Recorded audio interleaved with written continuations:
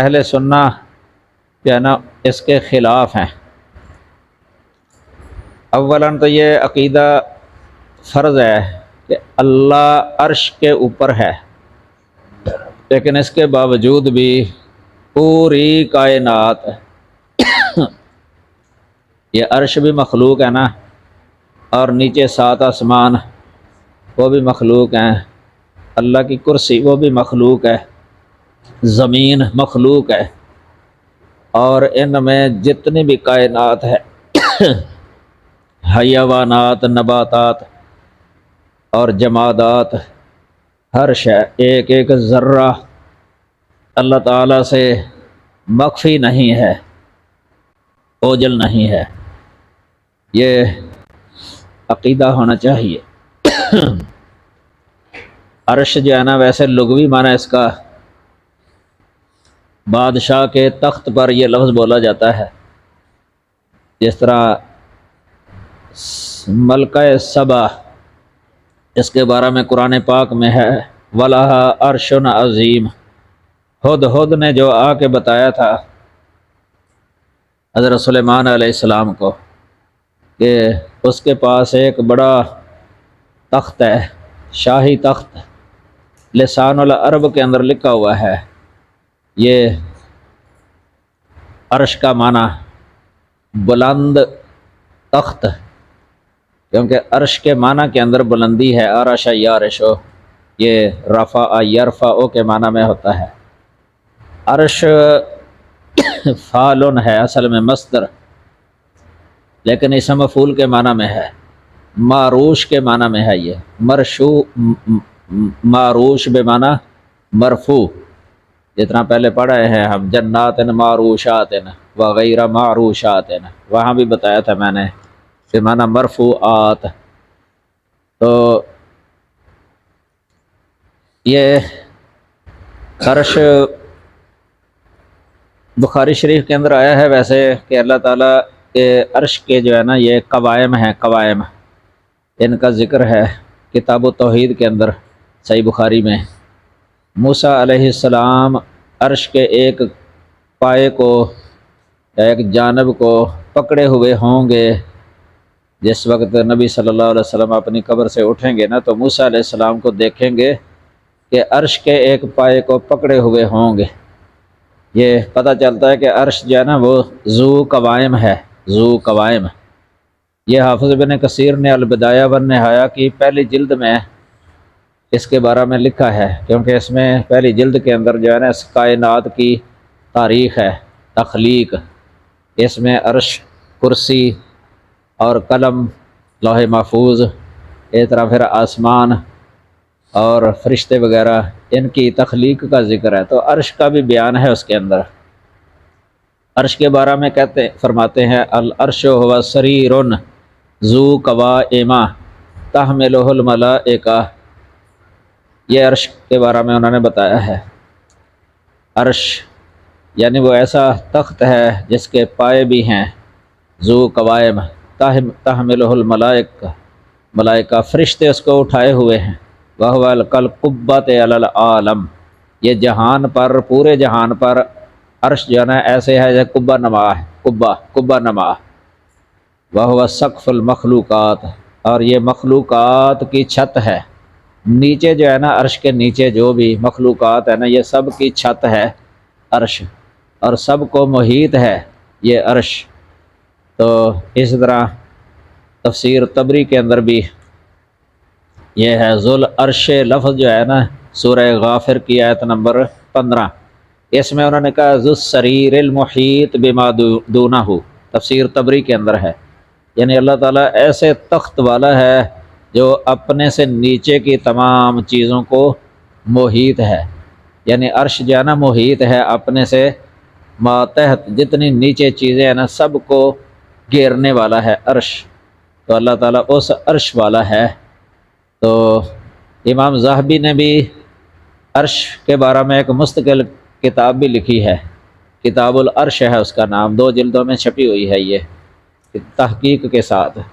اس میں بھی انہوں نے لکھا ہے کہ جب اہل جنت کے تخت اتنے عالی شان اور بلند ہیں تو اس عرش عظیم کی کیا بات ہے جو علی و عظیم اللہ تعالیٰ نے اپنی ذات کے لیے بنایا ہے،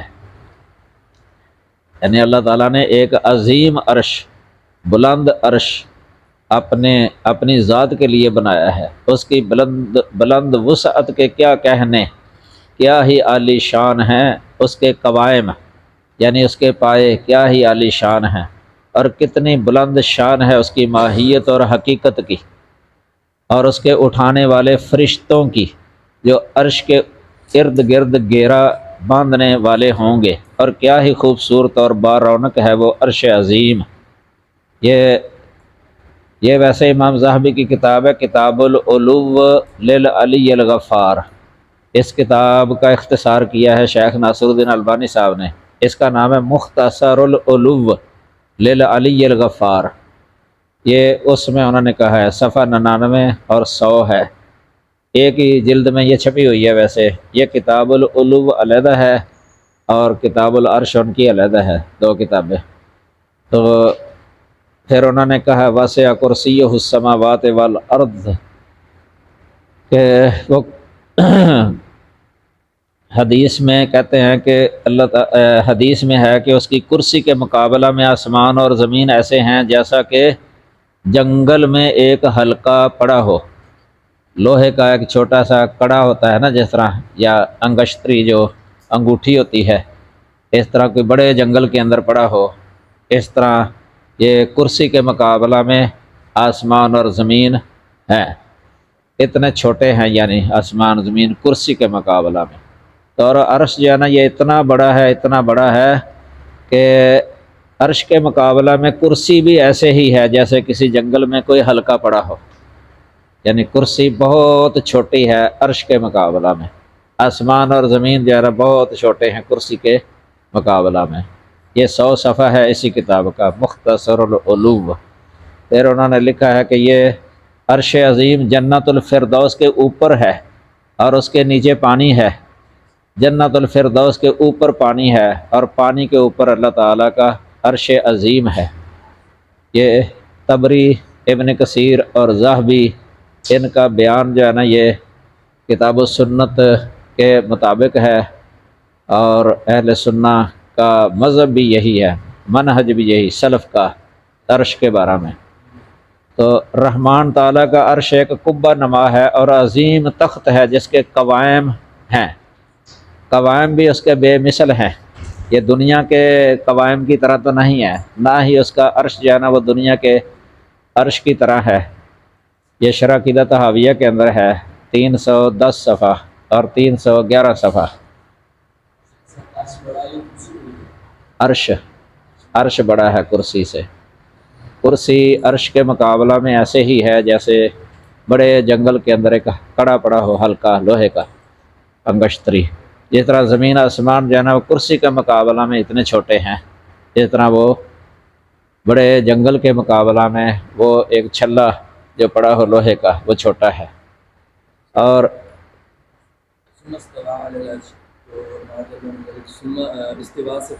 یہ میں بتاؤں گا بعد میں، یہ آئے گا انشاءاللہ۔ تو رحمان تعالیٰ کا عرش جو ہے نا ایک قبہ نما اور عظیم تخت ہے جس کے قوائم ہیں، یہ شرح عقیدہ طحاویہ ہے، 310 اور 311 صفحہ۔ اور فرشتے اسے اٹھاتے ہیں اور وہ مخلوق ہے، یہ فتح الباری ہے، 13 نمبر جلد، 405 صفحہ۔ اللہ تعالیٰ نے فرمایا ہے وَيَحْمِلُ عَرْشَ رَبِّكَ فَوْقَهُمْ يَوْمَئِذٍ ثَمَانِيَةٌ، یہ تو قرآنی نص ہو گئی نا کہ قیامت کے دن تیرے رب کا عرش 8 فرشتے اٹھائے ہوئے ہوں گے۔ یہ سورۃ الحاقہ ہے، یہ 17 نمبر آیت ہے۔ اور وہ آسمانوں کے اوپر قبہ نما ہے، یہ مجموع فتاوی ہے شیخ الاسلام کا، 5 نمبر جلد ہے، 151 صفحہ ہے، مجموع فتاوی 5 نمبر جلد 151 صفحہ۔ اور حدیث نبوی میں ہے، آپ صلی اللہ علیہ وسلم نے فرمایا قیامت کے دن میں سب سے پہلے قبر سے نکلوں گا، اس وقت میں موسیٰ کو دیکھوں گا اس حال میں کہ انہوں نے عرش کے قوائم میں سے ایک قائمہ جانا وہ پکڑا ہوا ہوگا۔ یہ اہل سنہ کا موقف ہے، یہ اور یہ عرش کی جو ملک کے ساتھ تعویل کرتے ہیں نا، یہ ہیں معتزلہ، جہمیہ وغیرہ، معطلہ۔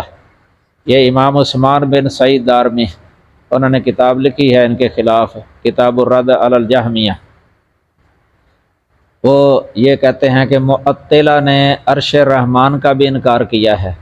ایک تو ہوتا ہے نا استواء علی العرش، ایک ہے عرش کا بھی یہ انکار کرتے ہیں، عرش کا، کہ معطلہ نے عرش رحمان کا بھی انکار کیا ہے۔ یہ لوگ عمومی دعویٰ کرتے ہیں کہ ہم عرش کو مانتے ہیں، یعنی زبانی کلامی کہتے ہیں کہ ہم عرش کو مانتے ہیں۔ کہتے ہیں کہ میں نے ان کے کسی جہمی شخص سے کہا، جہمی جو ہے نا یہ جہم بن صفوان کی طرف نسبت ہے، یہ ان کا بہت بڑا تھا سرکردہ۔ میں نے اس سے کہا کہ اللہ تعالیٰ کے عرش پر تمہارا ایمان لانا صرف منہ سے ہے، زبانی کلامی ہے، ان لوگوں کی طرح جن کے بارے میں اللہ تعالیٰ نے فرمایا الذین قالوا آمنا بافواہہم ولم تؤمن قلوبہم۔ یہ سورۃ المائدہ ہے، 41 نمبر آیت، کہ منہوں سے کہتے تھے کہ ہمیں ایمان لائے، منافقین تھے نا، لیکن دل جو ہے نا، دل میں ایمان نہیں تھا۔ کہتے ہیں کہ میں نے ان سے یہی کہا۔ تو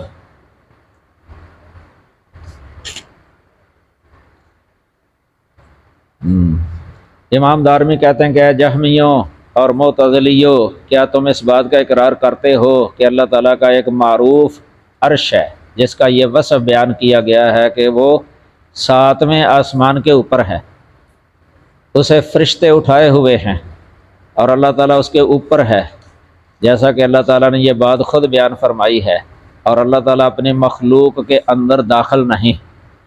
یہ جو کہتے ہیں نا فی کل مکان، یہ اہل سنہ کا موقف نہیں ہے، یہ معطلہ کا موقف ہے۔ وہ کہتے ہیں فی کل مکان، تو یہ کہتے ہیں کہ اللہ تعالیٰ اپنی مخلوق کے اندر داخل نہیں ہے۔ امام دارمی فرماتے ہیں جب اس جہمی نے میری یہ باتیں سنی تو ان کا اقرار کرنے سے انکاری ہو گیا اور جواب دینے میں شش و پنج میں پڑ گیا، اور اس کو خلط ملط کر کے خلط مبحث کا شکار ہو گیا اور واضح طور پر کچھ بھی نہ کہہ سکا۔ یہ کتاب الرد علی الجہمیہ 12-13 صفحہ ہے اس کا، یہ چھپی ہوئی ہے کتاب، بہت اچھی کتاب ہے، اس کا انداز بہت اچھا ہے، انداز بیان اس کا عام اس وقت جو کتابیں لکھی گئی تھی نا ان کی بنسبت اس کا انداز اچھا ہے، مناظرانہ انداز ہے اس کتاب کے اندر، مناظرانہ تفہیم زیادہ ہوتی ہے اس سے، مناظرانہ انداز سے ان کا قول نقل کرتے ہیں جس طرح ان کے ساتھ گفتگو کر رہے ہوتے ہیں، پھر اس کا جواب جو ہے نا وہ دیتے ہیں کتاب و سنت کی روشنی میں۔ شیخ الاسلام اس کتاب کے پڑھنے کی وصیت کیا کرتے تھے اپنے طلبہ کو، اور اس کتاب کی وہ تعریف کیا کرتے تھے۔ یہ بات حافظ ابن قیم نے لکھی ہے کہ اجتماع الجیوش الاسلامیہ کتاب کے اندر اپنے شیخ کا قول کہ وہ ہمیں اس کتاب کے پڑھنے کی وصیت کیا کرتے تھے۔ تو یہ شرح عقیدہ طحاویہ آپ دیکھ لینا، 309 صفحے سے لے کے 311 صفحے تک اس میں عرش کے بارے میں کوئی معلومات مل جائیں گی کتاب و سنت کی روشنی میں۔ یہ تو ہو گیا عرش کے بارے میں۔ اب آتے ہیں ہم اللہ تعالیٰ کی صفت استواء کے بارے میں۔ یہ جس طرح کے ترجمہ آپ نے سنا ہے ثم استوى علی العرش، عرش پر بلند ہوا، استوا کا معنی اعلیٰ، یہ معروف ہے سلف کے اندر، اعلیٰ، اور ارتفع، یہ صحیح بخاری کے اندر بھی ارتفع معنی لکھا ہوا ہے، ارتفع اور اعلیٰ یہ دو، اس کے علاوہ اور بھی تعبیریں ہیں لیکن یہ زیادہ مناسب ہے، یہ اعلیٰ اور ارتفع۔ اللہ تعالیٰ کا علو جو ہے نا یہ دو ہیں، علو ذات اور علو صفات۔ اللہ کا علو صفت علو ذات اور علو صفات، ذات کے اعتبار سے بھی اللہ کی صفت ہے علو، اور صفات کے اعتبار سے بھی اللہ کی صفت ہے علو۔ علو ذات کا مطلب یہ ہے کہ اللہ تعالیٰ بذات خود ہر چیز سے عالی اور بلند و بالا ہے، عالی اور بلند و بالا ہے علو ذات کا مطلب۔ اور علو صفت کا مطلب یہ ہے کہ جتنی بھی بلندی والی صفات کمال ہیں ان تمام کے ساتھ اللہ تعالیٰ متصف ہے۔ یہ ہے علو صفت۔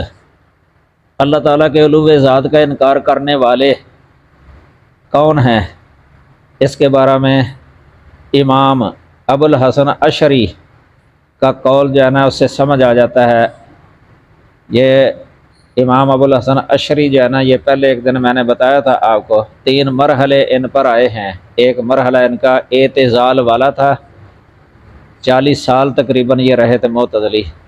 پھر دوسرا مرحلہ ان کا ہے کلابیہ فرقے میں داخل ہو گئے تھے، تاویلی، یعنی 7 صفات کے قائل ہو گئے تھے، باقی دوسروں کی طویل اسی طرح ہی کرتے تھے۔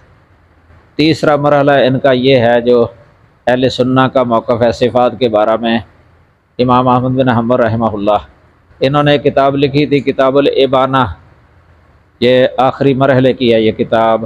اور اسی طرح ایک کتاب لکھی تھی مقالات الاسلامیین واختلاف المصلین، یہ بڑی کتاب ہے، اس میں انہوں نے اپنا عقیدہ جو ہے نا وہی لکھا ہے جو اہل سنہ کا ہے صفات باری تعالیٰ کے مسئلے میں۔ اب یہ اپنی ان کتابوں کے اندر جو ہے نا یہ لکھتے ہیں، یہ 3ری صدی کے اندر ہوئے ہیں۔ ابو الحسن علی بن اسماعیل ہے ان کا نام، ابو الحسن علی بن اسماعیل اشعری۔ یہ اشاعرہ جو ہے نا، متاخرین اشاعرہ جو طویلی ہیں، وہ اپنی نسبت ان کی طرف کرتے ہیں۔ اشاعرہ اشعری کی جمع ہے یہ اشعری۔ تو یہ ابو الحسن اشعری فرماتے ہیں زعمت المعتزلۃ والحروریۃ والجہمیۃ ان اللہ تعالی فی کل مکان۔ یہ دیکھ لو، انہوں نے معتزلہ، حروریہ اور یہ جہمیہ کا قول لکھا ہے، عقیدہ لکھا ہے کہ ان اللہ تعالی فی کل مکان، بے شک اللہ تعالی ہر جگہ میں ہے، ہر جگہ میں ہے۔ پھر ان پر جو ہے نا یہ اعتراض کرتے ہیں، امام ابو الحسن اشعری اعتراض کرتے ہیں، کہتے ہیں فَلَازِمَهُمْ أَنَّهُ فِي بَطْنِ مَرْيَمَ وَفِي الْحُشُوشِ وَالْأَخْيَلَةِ۔ یہ ان کے مذہب پر ان کے مذہب سے یہ لازم آتا ہے، کیا لازم آتا ہے کہ وہ مریم کے پیٹ میں ہو، نعوذ باللہ من ذالک، اور گندی جگہوں میں ہو، اور بیت الخلاؤں میں بھی ہو، یہ لازم آتا ہے۔ حالانکہ یہ لازم باطل ہے، جس سے باطل لازم آئے وہ خود بھی باطل ہوتا ہے، یعنی ملزوم بھی باطل ہوتا ہے۔ یہ عام فنی کتابوں میں لکھا ہوا ہے، منطق کی کتابوں میں یہ عام ہے، ما یلزم منہ لازم باطل فہو ما یلزم منہ باطل فہو باطل، یہ قاعدہ ہے، یعنی جس سے کوئی شے باطل لازم آئے تو وہ ملزوم بھی باطل ہوتا ہے۔ تو اب یہ فی کل مکان والا قول جو ہے نا یہ باطل ہو گیا ہے، یہ ہے ملزوم اس کا۔ اور فرماتے ہیں ھذا خلاف الدین، یہ تو دین کے خلاف ہے، دین اسلام کے خلاف ہے۔ تعالی اللہ عن قولہم علوا کبیرا، اللہ تعالیٰ ان کے اس قول اور مذہب سے بہت ہی بلند و بالا ہے۔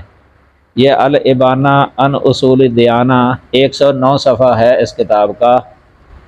یہ کتاب تو ویسے چھوٹی ہے، لیکن جو تحقیق ہوئی ہے نا اس پر، یہ ایک دکتورہ ہے عورت، خاتون، فوقیہ حسین محمود، انہوں نے اس کتاب پر جو ہے نا بہت ہی کام کیا ہے۔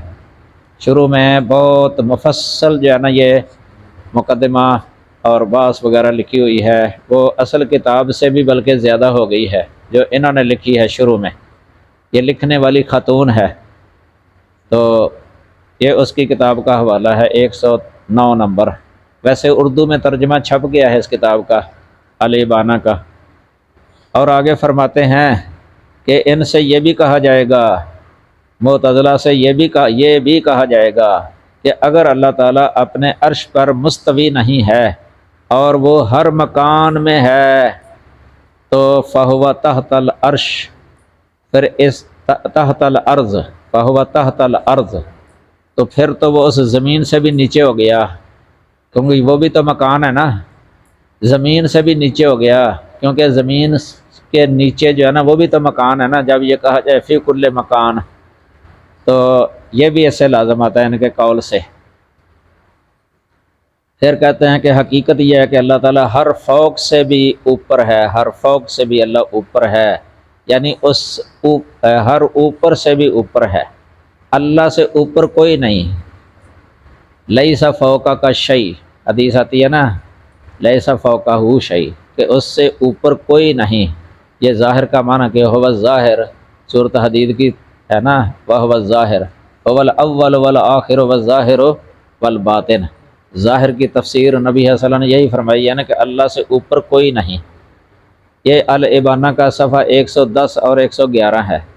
اس طرح شیخ عبد القادر جیلانی اپنی مشہور کتاب غنیۃ الطالبین میں فرماتے ہیں، 72 صفحہ ہے، اس میں جو ہے نا یہ گمراہ فرقوں کا ذکر کیا ہے انہوں نے۔ ایک فرقہ اس دن میں نے آپ کو بتایا تھا سالمیہ، ان کا عقیدہ یہ لکھا ہوا ہے کہ وہ ان کا دعویٰ یہ بھی ہے کہ اللہ تعالیٰ عرش اور غیر عرش ہر جگہ پر موجود ہے۔ دیکھو سالمیہ فرقہ کا یہ عقیدہ لکھا ہوا ہے، فرماتے ہیں قرآن مجید ان کی تردید کرتا ہے، قرآن مجید ان کی تردید کرتا ہے، کیونکہ اللہ تعالیٰ نے اپنے بارہ میں اپنے عرش پر مستوی ہونے کا ذکر فرمایا ہے، نہ کہ زمین پر، نہ کہ زمین پر، نہ کہ پہاڑوں پر یا حاملہ عورتوں کے پیٹوں وغیرہ پر۔ یہ غنیۃ الطالبین 228 صفحہ ہے۔ اس میں رد کیا ہے انہوں نے ان کا جو اللہ تعالیٰ کے بارے میں کہتے ہیں فی کل مکان۔ اسی طرح وہ لکھتے ہیں کہ حوزلیہ اور نظامیہ، معمریہ، جبائیہ، تعبیہ، بہشمیہ، یہ سب معتزلہ کے فرقے ہیں، معتزلہ کے۔ ہاں، اللہ تعالیٰ کی صفات کا انکار کرتے ہیں، جو صفتیں قرآن و حدیث سے ثابت ہیں ان کو بھی نہیں مانتے۔ مثلا اللہ تعالیٰ کی یہ صفت کہ وہ عرش پر مستوی ہے، یہ غنیۃ الطالبین کا 226 صفحہ ہے۔ یہ جو ترجمہ ہے نا مولانا مبشر حسین لاہوری صاحب نے جو کیا ہے 211 صفحہ، وہ ہے یہ 211 صفحے کی آخری سطر۔ اسی طرح ایک ترجمہ جو ہے نا شمس صدیقی بریلوی نے بھی کیا ہے، اس میں بھی یہ ہے۔ تو آگے وہ ان کا رد کرتے ہوئے کہتے ہیں کہ یہ لوگ حق سے کنارہ کش ہو گئے تھے۔ معتزلہ جو یہ کہتے تھے نا فی کل مکان، یہ لوگ حق سے کنارہ کش ہو گئے تھے، یہ لوگ مسلمانوں کے اقوال سے الگ تھلگ ہو گئے۔ یہ ترجمہ ہے 223 صفحہ نمبر 223، اور شمس بریلوی ان کا صفحہ ہے 211 یہ۔ اور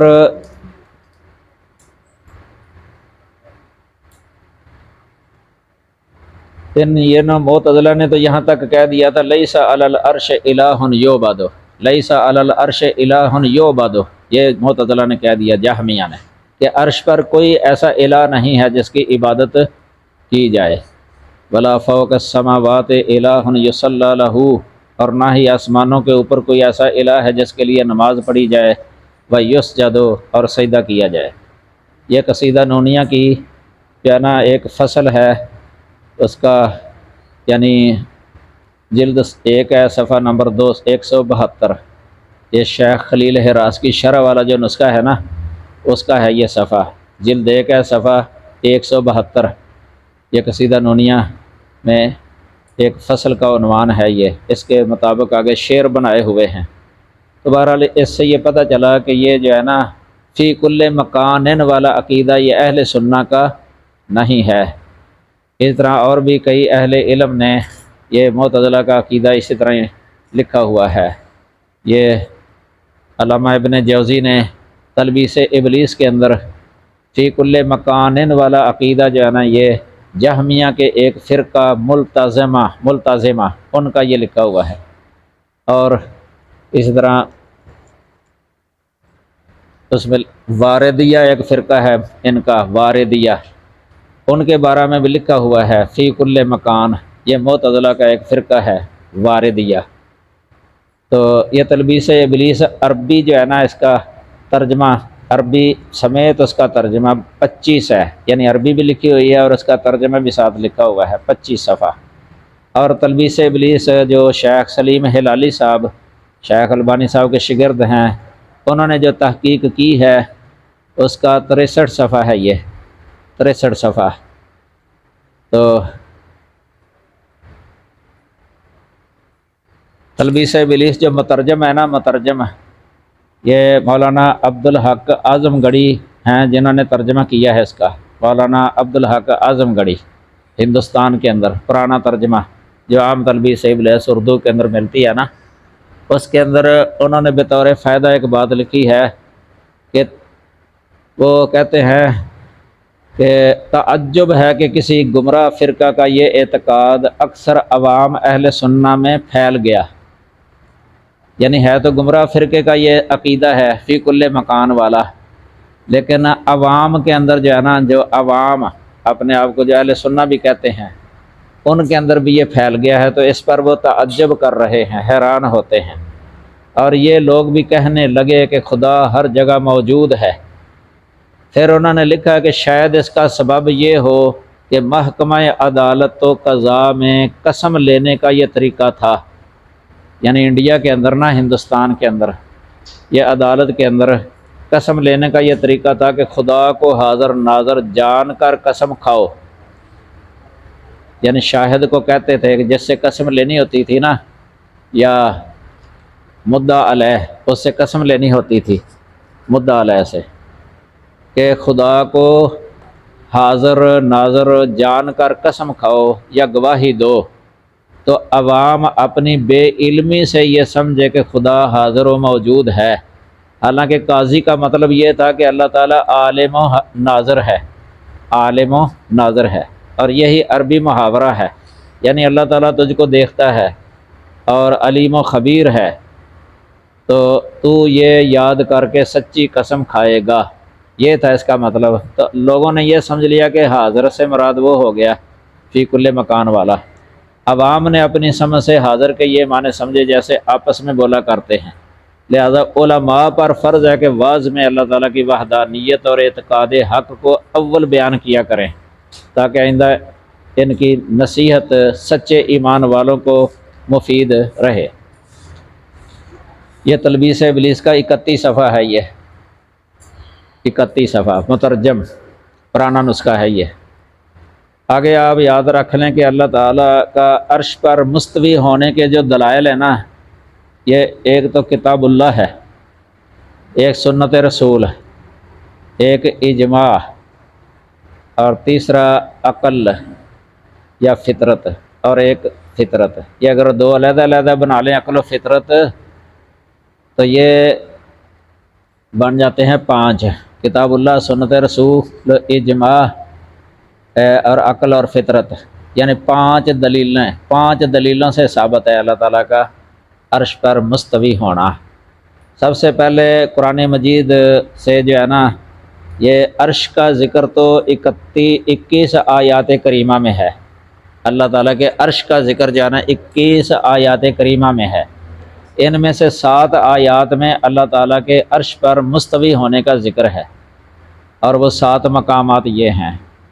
ثم استوى علی العرش لفظ جو ہے نا، یہ ایک تو یہی ہے جس پر ہم پہنچے ہیں، سورۃ الاعراف 54 نمبر آیت کریمہ، دوسرا ہے سورۃ یونس 3 نمبر آیت کریمہ، سورۃ یونس 3 نمبر آیت کریمہ، پھر ہے سورۃ رعد 2 نمبر آیت کریمہ، پھر چوتھے نمبر پر ہے سورۃ الفرقان 59 نمبر، 50 اور 9 59 نمبر آیت کریمہ، پھر ہے 5 نمبر سورہ سجدہ 4 نمبر آیت، اور 6 نمبر سورۃ حدید 4 نمبر آیت، سورۃ الحدید 4 نمبر آیت، اور سورۃ طٰہٰ 5 نمبر آیت۔ سورۃ طٰہٰ میں جو ہے نا ثم استویٰ یہ لفظ نہیں ہے، اس میں ہے الرحمن علی العرش استویٰ، الرحمن علی العرش استویٰ، یہ ہے۔ اب اللہ تعالیٰ کے اپنے عرش پر مستوی ہونے کے باوجود اللہ تعالیٰ سے کوئی شے مخفی نہیں ہے، چاہے وہ سمندروں کی تہوں کے اندر ہو نا، ذرات ہوں باریک، ایسے ذرات جو انسان اپنی آنکھوں سے دیکھ بھی نہیں سکتا، خوردبین کے بغیر وہ نظر ہی نہ آئیں، ان سے بھی اللہ تعالیٰ پوری طرح جو ہے نا واقف ہے اور دیکھتا ہے، جانتا ہے۔ سمجھ لگی نا؟ تو امام اسحاق بن راہویہ کا قول ہے الرحمن علی العرش استویٰ کے متعلق فرماتے ہیں اجماع اہل العلم انہ فوق العرش، یعنی اہل علم کا اجماع ہے اس پر کہ اللہ عرش کے اوپر مستوی ہے۔ علی العرش استویٰ یعلم کل شیء، وہ ہر شے کو جانتا ہے، اسفل الارض السابعہ، ساتویں زمین کے نیچے بھی، وفی کہوف البحار، اور سمندروں کی تہوں کے اندر بھی وہ جانتا ہے، ورؤوس الجبال، پہاڑوں کی چوٹیوں پر، وبطون الاودیہ، اور وادیوں کے پیٹوں میں، نشیبوں میں، وفی کل موضع، اور ہر جگہ میں، کما یعلم ما فی السماوات السبع، جیسا کہ وہ ساتوں آسمانوں کے اندر جو کچھ ہے نا وہ سب کچھ جانتا ہے، وما دون العرش، اور جو بھی عرش کے نیچے ہے یا عرش کے علاوہ ہے، احاط بکل شیء علما، ہر شے کا احاطہ کیا ہے اس نے علم کے ساتھ، ولا تسقط من ورقہ الا یعلمها، کوئی پتا نہیں گرتا مگر وہ جانتا ہے، ولا حبۃ فی ظلمات الارض، اور کوئی دانہ نہیں ہوتا زمین کے اندھیروں کے اندر الا مگر اس نے اس سب کو جانا ہوا ہے اور ایک ایک کر کے جانتا ہے۔ لا یعجزہ معرفۃ شیء عن معرفۃ غیرہ، یہ نہیں ہے کہ ایک شے کو جاننے کی وجہ سے دوسری شے سے غافل ہو جائے، ایسے نہیں ہے۔ اللہ تعالیٰ بے یک وقت جو ہے نا ہر شے کو خوب خوب جاننے والا ہے۔ یہ اجتماع الجیوش الاسلامیہ کتاب جو پہلے بتائی تھی نا آپ کو، 140 صفحہ 141 صفحہ، اس میں یہ اسحاق بن راہویہ کا قول جو ہے نا نقل کیا ہے۔ تو اب اللہ تعالیٰ کے اپنی مخلوقات کے اوپر ہونے کے دلائل، ساری مخلوقات کے اوپر، یہ اللہ تعالیٰ نے فرمایا ہے الیہ یصعد الکلم الطیب والعمل الصالح، یہ سورۃ فاطر ہے، 10 نمبر آیت۔ اسی طرح تعرج الملائکۃ والروح الیہ فی یوم کان مقدارہ 50,000 سنہ، سورۃ معارج 4 نمبر آیت، اس سے بھی نکلتا ہے۔ تو اس طرح عیسیٰ علیہ السلام کے بارے میں اللہ تعالیٰ نے فرمایا بر رفعہ اللہ الیہ، یہ بھی دلیل بن جاتی ہے اللہ کے اوپر ہونے کی، سورۃ النساء 158 نمبر آیت کریمہ۔ اسی طرح آمنتم من فی السماء ان یخسف بکم الارض فاذا ہی تمور، سورہ ملک، یہ 16 نمبر آیت ہے۔ قرآن مجید کے اندر یہ لفظ جو استوا آیا ہے نا، اعلیٰ، جو سلف نے اس کا معنی کیا ہے اعلیٰ علی العرش، تو یہ بھی ایک دلیل ہے جس طرح کہ پہلے ذکر ہو چکا ہے، اور قرآن پاک کے اندر 7 بار یہ آیا ہے استوا علی العرش۔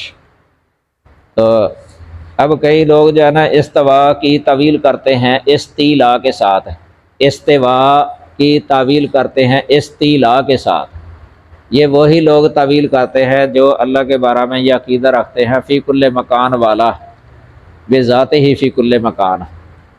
اب یہی امام ابو الحسن علی بن اسماعیل اشعری، جن کا پہلے قول میں نے بتایا تھا کہ انہوں نے کہا ہے کہ یہ معتزلہ جہمیہ حروریہ وغیرہ انہوں نے عرش کی بھی تعویل کی ہے، تو یہ کہتے ہیں فی کل مکان۔ تو اب استوا کی کیا تلویل کی ہے انہوں نے، وہ ذکر ہے، کہتے ہیں کہ قد قال قائلون من المعتزلۃ والجہمیۃ والحروریہ، ابو الحسن اشعری، ان کے بارے میں آپ یاد رکھ لیں کہ جتنا ان کے پاس علم تھا نا فرق کے بارے میں جتنا ان کے پاس علم تھا اتنا کسی اور کے پاس نہیں تھا۔ اپنے دور میں، یعنی کیونکہ یہ پہلے ان میں رہے تھے، جو پہلے رہے نا ان کے اندر وہ زیادہ جانتا ہے دوسروں کی بنسبت۔ یہ پہلے خود آپ رہے ہیں، معتزلی تھے پہلے خود آپ، ان کو معتزلہ کے جتنے فرقے تھے ان کا بھی نظریات معلوم تھے، ان کے مقالات معلوم تھے۔ اس طرح جو یہ رافضیوں کے جتنے فرقے تھے ان کے بھی ان کو مقالات اور نظریات معلوم تھے۔ اس طرح مرجیہ کے جتنے فرقے تھے ان کے بھی ان کو معلوم تھے۔ اس طرح یہ خارجیوں کے جتنے فرقے تھے ان کے بھی نظریات ان کو معلوم تھے، بلکہ انہوں نے لکھے تھے، وہ لکھے ہوتے تھے ان کے پاس، ان کی کتابوں سے ہی پتہ چلتا ہے۔ آپ مقالات الاسلامیین پڑھ کے دیکھ لینا، اس میں جتنے بھی فرقے ہوئے ہیں نا، سب کے جو ہے نا ان کا قائد بھی بتایا ہے انہوں نے کہ اس فرقے کا یہ قائد تھا بڑا زعیم زعماء ان کے، اور ان کے نظریات بھی بتائے ہیں کہ ان کے یہ نظریات تھے، سب کے بتائے ہوئے ہیں۔ یہ بڑی وسیع کتاب ہے یہ مقالات الاسلامیین، بلکہ شیخ الاسلام ابن تیمیہ اس پر اعتماد کرتے تھے اس کتاب پر، اور اچھا سمجھتے اس کو دوسری کتابوں کی بنسبت زیادہ معتبر۔ وجہ یہی تھی کہ یہ خود آپ جو ہے نا ان کے اندر تھے، اندر باہر آئے پھر توبہ کی، تو اس لیے یہ جو بیان کرتے ہیں نا یہ علی وجہ البصیرہ ہے، یہ کوئی ویسے نہیں اٹکل نہیں ہے یہ۔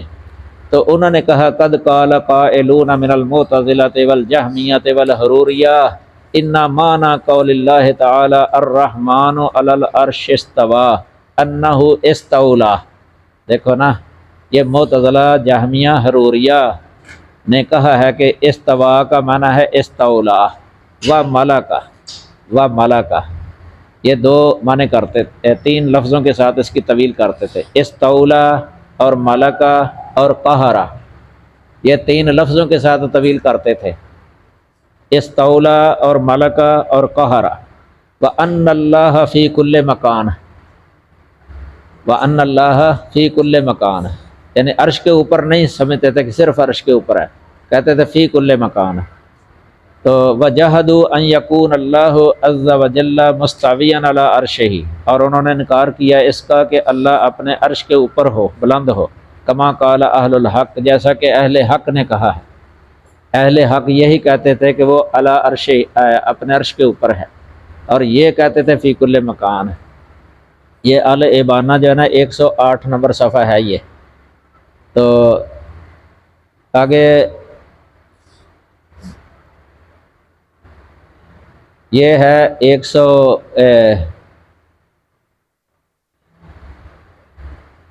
امام ابن ابو الحسن عشری نے جو ہے نا اس کے غلط ہونے پر 7 دلیلیں دی ہیں آگے، یعنی 7 وجوہ سے اس طویل کو غلط قرار دیا ہے۔ یہ صفحہ ہے 109 سے 119 تک، سمجھ لگی؟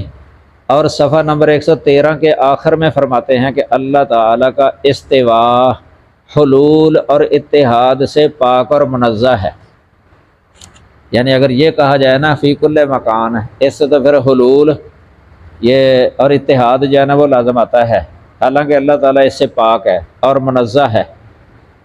اور انہوں نے اپنی دوسری کتاب مقالات الاسلامیین جلد 1 صفحہ 237 پر فرمایا ہے کہ پہلے تو الابانہ کا حوالہ تھا نا، اب ان کی دوسری کتاب کا حوالہ ہے مقالات الاسلامیین۔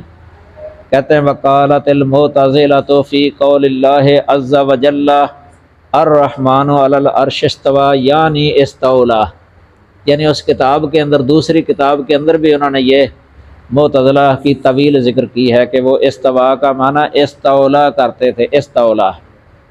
تو یہ استولا کا معنی کرتے ہیں غلبہ پانا اور مالک ہونا، مالک بننا، یعنی غلبہ پایا اور مالک ہوا۔ یہ پہلے بتایا تھا نا، استولا اور غلبہ اور ملکہ، یہ 3 لفظ جو ہے نا طویلی ہیں، یہ اس کی طویل۔ یہ جو جہم بن صفوان ہے نا، وہ کہتا تھا، کیونکہ اس کا یہ عقیدہ نہیں تھا نا کہ اللہ تعالیٰ عرش کے اوپر ہے، یہ اس کا عقیدہ نہیں تھا، وہ یہ کہتا تھا لَوَدِدتُّ أَنْ أَحُكَّ مِنَ الْمُصْحَفِ قَوْلَهُ تَعَالَى ثُمَّ اسْتَوَىٰ عَلَى الْعَرْشِ، یعنی میری تمنا اور آرزو ہے کہ میں قرآن سے اللہ تعالیٰ کا یہ فرمان ثُمَّ اسْتَوَىٰ عَلَى الْعَرْشِ کھرچ دوں، یعنی اپنے ناخن کے ساتھ جو ہے نا یہ کھرچ دوں، یہ وہ تمنا کر رہا ہے۔ یہ امام بخاری کی کتاب ہے خلق و افعال العباد۔ اور اسی طرح شرح عقیدہ طحاویہ، یہ شرح عقیدہ طحاویہ کا ہی حوالہ لکھ لیں آپ، 146 صفحہ ہے یہ، جہاں یہ جہم بن صفوان کا قول لکھا ہوا ہے، شرح عقیدہ طحاویہ 146 صفحہ۔ یہ خلق و افعال العباد کے اندر امام بخاری نے نقل کیا ہے کہ ایک دفعہ اس نے قرآن کو پاؤں مار کر پھینک بھی دیا تھا، اس طرح کی آیتیں دکھاتے تھے نا اس کو، تو قرآن کا نسخہ پاؤں مار کے پھینک دیا تھا اس نے۔ تو اسی طرح یہ آگے قصیدہ نونیہ کے کچھ شعر بھی ہیں، ان کے اندر بھی لکھا ہے ہوا قول اہل الاعتزال و قول اتباع اللہ وہو ذو بطلانی۔ امام ابو الحسن عشری کا بھی حوالہ دیا ہے کہ انہوں نے جو ہے نا اس کا رد کیا ہے، اس تعویل کا۔ تو یہ استولا کا معنی غالب آیا یا غلبہ پایا، یہ کہتے ہیں کہ یہ تفسیر صحیح نہیں ہے، غلط ہے یہ۔ تو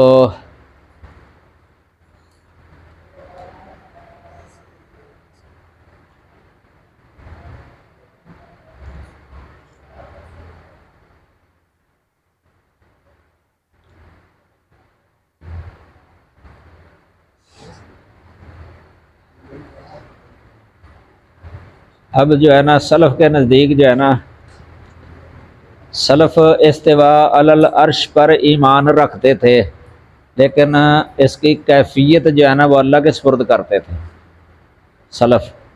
امام مالک رحمہ اللہ کا قول ہے اس کے بارے میں، جب ان سے سوال کیا گیا تھا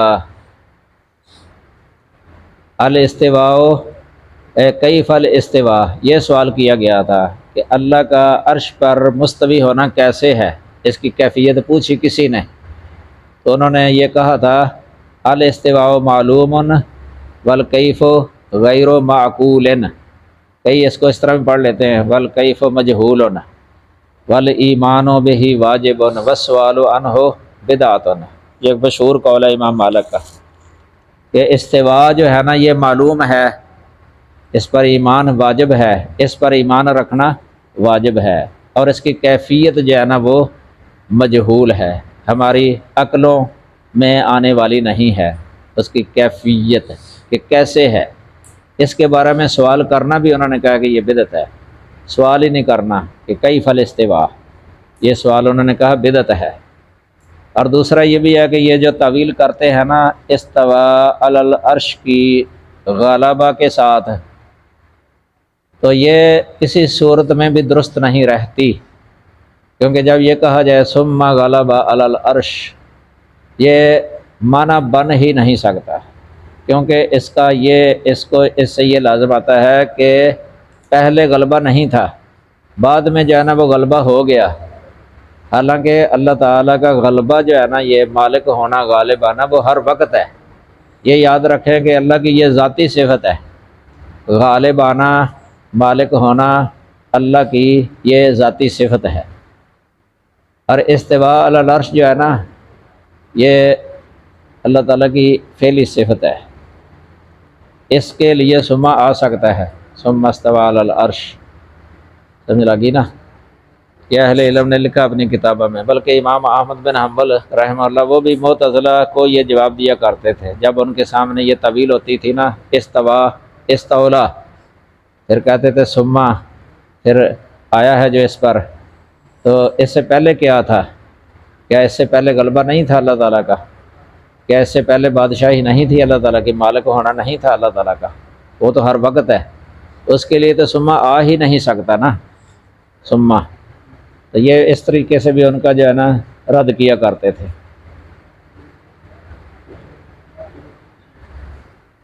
استوا کے بعد اگر صلہ جو ہے نا یہ حرف جر علی آ جائے تو اس کا یہی معنی ہوتا ہے، یعنی حقیقی علو اور بلندی پر یہ لفظ دلالت کرتا ہے، اس وقت اس کی تعویل نہیں ہوتی، جب یہ علی صلہ آ جائے نا اس کا تو اس وقت یہ معنی ہوتا ہے۔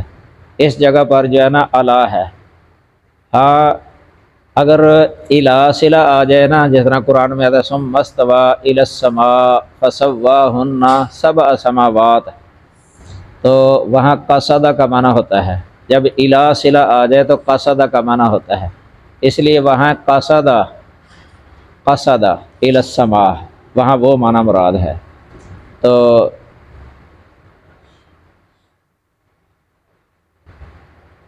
بہرحال صفت پر ایمان لانا ضروری ہے، اور اس کی کیفیت جانا یہ اللہ کے سپرد ہے۔ امام مالک رحمہ اللہ نے یہ فرمایا تھا الرحمن علی العرش استوى کما وصف بہ نفسہ ولا یقال کیفا، یعنی کیفا نہیں کہا جائے گا، کیفا انہ مدفوع، یعنی اللہ سے کیفا جو ہے نا، کیفا یہ مدفوع ہے۔ وانت صاحب بدعہ، تو بدعتی ہے۔ جس نے سوال کیا تھا نا، پھر کہا اخرجوہ، اس کو میری مجلس سے نکال ہی دو۔ یہ امام ذہبی نے کتاب العلوم کے اندر ذکر کیا ہے، یہ مختصر العلوم ہے، 141 صفحہ، 141 صفحہ۔ کہا الکیف غیر معقول والاستواء منہ غیر مجہول والایمان بہ واجب والسؤال عنہ بدعہ وانی اخاف ان تکون ضالہ، کہا کہ مجھے ڈر ہے کہ تو گمراہ ہو گیا ہوگا یہ سوال کر کے۔ وامر بہ فاخرجہ، امام ذہبی فرماتے ہیں ھذا ثابت عن مالک، یہ امام مالک سے ثابت ہے، وہو قول اہل سنہ قاطبہ، اور یہ تمام اہل سنہ کا قول ہے، یہ تمام اہل سنہ کا قول۔ یہ تو کتاب اللہ سے چلو ہو گیا ہے، اب احادیث کی طرف آتے ہیں ہم۔ دوسری دلیل تھی نا سنت رسول، احادیث نبویہ، تو اس کے بارے میں بہت ساری احادیث ہیں۔ یہ جو کتاب میں نے بتائی ہے ابھی مختصر العلوم، اس میں بہت ساری احادیث ذکر ہیں، اللہ تعالیٰ کی صفت علو پر دلالت کرنے والی نصوص ہے۔ اسی طرح اجتماع الجیوش الاسلامیہ، اس میں بھی ہے بہت ساری احادیث جمع ہیں، بہت ساری بے شمار۔ اسی طرح ایک کتاب ہے علو اللہ تعالی علی عرشہ و مباینتہ لخلقہ، یہ کتاب شیخ حمود تویجری صاحب کی ہے۔ اسی طرح شیخ بدیع الدین راشدی صاحب کی کتاب توحید خالص، سمجھ لگی نا۔ کئی کتابیں ہیں جو عام مل جاتی ہیں، تو ان سب میں جو ہے نا احادیث بھی ہوتی ہیں اور سلف کے اقوال بھی ہوتے ہیں۔ ادھر اردو میں کتاب شیخ فضیلت الشیخ غلام مصطفیٰ ظہیر صاحب امن پوری حافظہ اللہ تعالی، اس کا نام ہے اللہ کہاں ہے، اس میں بھی بہت مواد موجود ہے، اللہ کہاں ہے، یہ اردو کے اندر ہے کتاب۔ تو کچھ حدیثیں ادھر لکھی ہیں، ان میں سے سب سے پہلی حدیث متفق علیہ، ان اللہ لما خلق الخلق کاتب فی کتاب فہو عندہ فوق العرش ان رحمتی تغلب غضبی، یہ بخاری اور مسلم دونوں میں حدیث آتی ہے۔ ابو ہریرہ رضی اللہ تعالیٰ عنہ اس کے راوی ہیں۔ تو بے شک اللہ نے جب اپنی مخلوق کو پیدا کیا تھا، اس وقت اس نے ایک کتاب میں یہ بات لکھی تھی کہ میری رحمت میرے غضب پر غالب آ گئی، اور وہ کتاب عرش کے اوپر اس کے پاس ہے، اور وہ کتاب عرش کے اوپر اس کے پاس ہے۔ لیکن اس سے واضح پتہ چل رہا ہے کہ اللہ تعالیٰ عرش کے اوپر ہے، تو وہ کتاب وہ بھی اللہ تعالیٰ کے پاس ہے۔ یہ دوسری حدیث ہے، انس رضی اللہ تعالی عنہ فرماتے ہیں کہ فرماتے ہیں کانت زینب تفخر علی ازواج النبی صلی اللہ علیہ وسلم تقول زوجکن اہالیکن وزوجنی اللہ تعالی من فوق 7 سماوات۔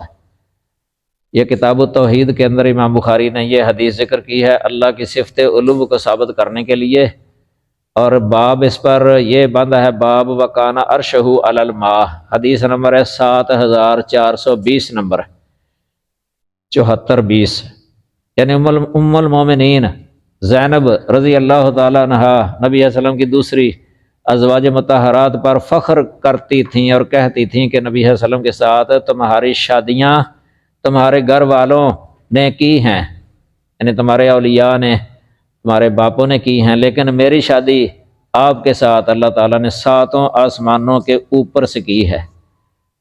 یہ واضح یعنی دلیل ہے اس بات کی کہ اللہ وحدہ لا شریک وہ عرش پر ہے، بلند ہے، عرش پر ہے۔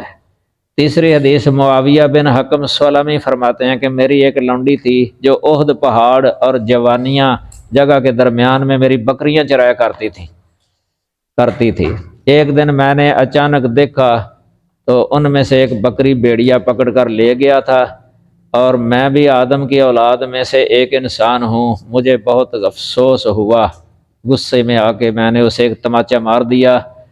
پھر اس کے بعد میں نبی صلی اللہ علیہ وسلم کے پاس آیا تو آپ کے سامنے یہ واقعہ ذکر کیا تو آپ نے اسے بہت غیر معمولی سمجھا، یعنی میں نے جو تھپڑ مارا تھا نا، اسے آپ نے غیر معمولی سمجھا، تو کہا کہ تو نے بہت برا کیا ہے، اچھا نہیں کیا، یعنی یہ مطلب تھا غیر معمولی سمجھنے کا۔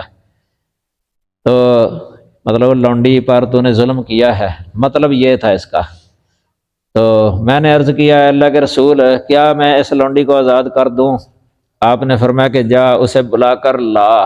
میں نے اسے بلا کر لایا یا بلایا تو آپ نے اس سے سوال کیا این اللہ، اللہ کہاں ہے؟ اس نے کہا فی السماء، وہ آسمانوں میں ہے۔ پھر آپ نے اس سے پوچھا من انا، میں کون ہوں؟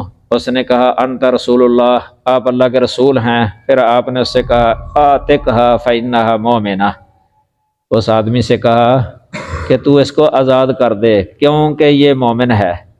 یہ فا تعلیلیہ ہے، یہ یعنی اعتاق کی یہ علت ہے مومن ہونا۔ تو نبی صلی اللہ علیہ وسلم نے اس کے ایمان کی گواہی دی ہے۔ امام ذہبی فرماتے ہیں یہ حدیث ذکر کر کے ھکذا رأینا کل من یسأل این اللہ، یعنی ہر وہ شخص جس سے یہ سوال کیا جائے این اللہ، اللہ کہاں ہے، تو اہل سنہ میں سے جو ہے نا وہ جواب یہی دیتے ہیں فی السماء یا علی العرش، اس طرح جلدی۔ یہ عامی بندے سے پوچھ لیا جائے، مثلا جو ان پڑھ ہے، جو علم کلام پڑھا نہیں ہے، منطق نہیں پڑھا، فلسفہ نہیں پڑھا، کیونکہ فلسفہ، منطق، علم کلام وغیرہ جو ہے نا ان میں یہ سکھایا جاتا ہے، یہ عقیدہ دوسرا۔ تو جس نے یہ پڑھا ہی نہ ہو، فطری طور پہ اللہ تعالیٰ نے جو پیدا کیا ہے انسان کو، وہ اس پر ہے کہ وہ اپنے رب کو اوپر ہی سمجھے، تو اپنی فطرت کے ساتھ ہی وہ جواب دے دے گا اس سوال کا، چاہے نہ بھی پڑھا لکھا ہو، وہ یہی کہے گا فی السماء یا علی العرش۔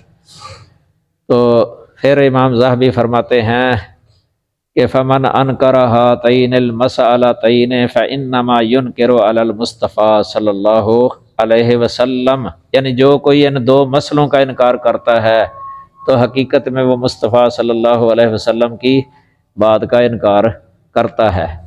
مختصر العلو ہے 88 صفحہ، وہی جو پہلے بتایا ہے۔ تو یہ دو مسئلوں سے مراد جو ہے نا، ایک مسئلہ یہ ہے کہ این اللہ، یہ سوال کرنا، کیونکہ یہ لوگ جو ہے نا جو فی کل مکان کہتے ہیں، اللہ کو عرش پر ہی نہیں مانتے، تو وہ یہ بھی غلط سمجھتے ہیں۔ وہ کہتے ہیں کہ این اللہ کے ساتھ سوال نہیں کیا جا سکتا، این اللہ کے ساتھ، اس کا انکار کرتے ہیں۔ دوسرا وہ اللہ کے عرش پر مستوی ہونے کا وہ انکار کرتے ہیں، بلند ہونے کا۔ تو یہ دو مسئلوں سے یہ مراد ہے، یعنی اس سے یہ بھی مسئلہ ثابت ہوتا ہے کہ اللہ کے بارے میں یہ سوال کیا جا سکتا ہے این اللہ، کہ اللہ کہاں ہے۔ نبی صلی اللہ علیہ وسلم کے سامنے نبی صلی اللہ علیہ وسلم نے خود آپ سوال کیا ہے اس لونڈی سے این اللہ، تو یہ اس سے نکلتا ہے کہ یہ سوال بندہ کر سکتا ہے۔ یہ لوگ جو ہے نا اس حدیث کا بھی انکار کرتے ہیں، کبھی کہہ دیتے ہیں کہ یہ تو حدیث ہی جو ہے نا صحیح نہیں ہے۔ شیخ ناصر الدین البانی صاحب نے بہت رد لکھا ہے ان کا، جو اس حدیث کو ضعیف کہتے ہیں، یہ حدیث صحیح ہے۔ یہ 81 صفحہ ہے مختصر العلو کا۔ کئی دفعہ چھوٹے بچوں سے آپ سوال کرتے ہوں گے کہ اللہ کہاں ہے، تو وہ بھی یا تو اوپر کی طرف دیکھنے لگ جاتے ہیں یا ہاتھ کے ساتھ اشارہ کرتے ہیں، یا اگر بولنا آتا ہے تو کہہ دیتے ہیں اوپر، لفظ بول دیتے ہیں اوپر، سمجھ لگی نا۔ تو یہ فطرت ہے۔ تو چوتھی حدیث ہے جابر رضی اللہ تعالی عنہ کی، کہ نبی صلی اللہ علیہ وسلم رسول اللہ صلی اللہ علیہ وسلم عرفہ کے دن خطبہ دے رہے تھے اور صحابہ سے سوال کر رہے تھے، حل بلغت، کیا میں نے تمہیں اللہ کے پیغامات پہنچا دیے ہیں؟ صحابہ نے جواب دیا تھا نعم، جی ہاں۔ جابر رضی اللہ تعالیٰ عنہ فرماتے ہیں فجعل یرفع اصبعہ الی السماء وینکتھا الیہم ویقول اللہم اشہد، نبی صلی اللہ علیہ وسلم اللہ تعالیٰ کو گواہ بناتے ہوئے نا آسمان کی طرف اپنی انگلی اٹھا کر کہہ رہے تھے اللہم اشہد، اللہم اشہد، اے اللہ تو بھی اس بات پر گواہ ہو جا۔ اس سے پتہ چلتا ہے کہ اللہ اوپر ہے، اس لیے آپ اوپر کی طرف انگلی اٹھاتے تھے۔ یہ حج کے موقع پر آپ نے خطبہ دیا تھا۔ یہ مسلم شریف کی حدیث ہے۔ پانچویں حدیث ابو سعید خدری رضی اللہ تعالی عنہ کی ہے، بخاری اور مسلم کے اندر۔ آپ صلی اللہ علیہ وسلم نے فرمایا انا امین من فی السماء یاتینی خبر السماء صباحا و مساء، یہ بخاری مسلم کی، کہ میں اس اللہ کا امین ہوں جو آسمانوں میں ہے اور میرے پاس صبح و شام آسمان سے خبریں آتی رہتی ہیں۔ چھٹی حدیث ہے، عبداللہ بن عمر بن عاص رضی اللہ تعالی عنہ فرماتے ہیں کہ رسول اللہ صلی اللہ علیہ وسلم نے فرمایا، کیا فرمایا؟ ارحموا من فی الارض یرحمکم من فی السماء، زمین پر رہنے والی مخلوق پر تم رحم کرو تو آسمان میں جو ہے وہ تم پر رحم کرے گا۔ اللہ تعالیٰ آسمان میں ہے۔ ابو داؤد اور ترمذی۔ آگے ساتویں حدیث ہے ابو ہریرہ رضی اللہ تعالی عنہ کی، رسول اللہ صلی اللہ علیہ وسلم نے فرمایا والذی نفسی بیدہ ما من رجل یدعو امرأتہ الی فراشہ فتاب علیہ الا کان الذی فی السماء ساخطا علیہا حتی یرضى عنہا زوجہا۔ دیکھو نا اس میں لفظ آ گیا فی السماء، یعنی وہ جو آسمان میں ہے وہ ناراض رہتا ہے اس عورت پر یہاں تک کہ اس کا شوہر اس سے راضی ہو جائے۔ یہ قسم اٹھا کے فرمایا ہے کہ جو مرد اپنی بیوی کو اپنے بسترے کی طرف بلاتا ہے تو وہ انکار کر دیتی ہے، مگر اللہ تعالیٰ جو آسمان میں ہے وہ ناراض ہو جاتا ہے اس عورت پر۔ یہ مسلم شریف کی حدیث ہے۔ آٹھویں حدیث ہے سعد بن ابی وقاص رضی اللہ تعالی عنہ نے فرمایا لقد حکمت فیہم، اے نبی صلی اللہ علیہ وسلم نے فرمایا تھا سعد بن ابی وقاص رضی اللہ تعالی عنہ سے کہ اے سعد لقد حکمت فیہم بحکم الملک من فوق سبع سماوات، یقیناً تو نے ان بنی قریظہ یعنی یہودیوں کے متعلق وہی فیصلہ کیا ہے جو فیصلہ ساتوں آسمانوں کے اوپر بڑے بادشاہ اللہ تعالیٰ نے کیا ہے۔ یہ نسائی شریف، اصل ویسے بخاری میں ہے، یہ 4121 نمبر۔ تو یہ من فوق سبع سماوات جو ہے نا یہ تفسیر بھی ہو جاتی ہے فی السماء کی، یعنی جن نصوص کے اندر فی السماء آیا ہے نا آسمان میں مراد نہیں ہے کہ آسمان ظرف ہو، یہ اوپر ہی ہے۔ فی اللہ کے معنی میں آ جاتا ہے عربی کلام کے اندر، فامشوا فی مناکبہا، جس طرح فی اللہ کے معنی میں ہے سورۃ ملک کے اندر علی مناکبہا، فی اللہ کے معنی میں شرح میں تعامل کے اندر بھی لکھا ہوا ہے، فی جو ہے نا یہ اللہ کے معنی میں آ جاتا ہے۔ ثم لأصلبنکم فی جذوع النخل، یہ فرعون نے جو دھمکی دی تھی نا اس میں فی جذوع النخل کا معنی شرح میں تعامل میں کیا ہے علی جذوع النخل، علی جذوع النخل، سمجھ لگی نا؟ تو یہ فی السماء جو ہے نا یہ من فوق سبع سماوات اس کی تفسیر ہو جاتی ہے۔ یہ تو آگے شیخ البانی صاحب نے اس حدیث میں وارد لفظ جو ہے نا من فوق سبع سماوات کو غیر محفوظ قرار دیا ہے۔ یہ شرح عقیدہ طحاویہ کی تعلیق میں ہے۔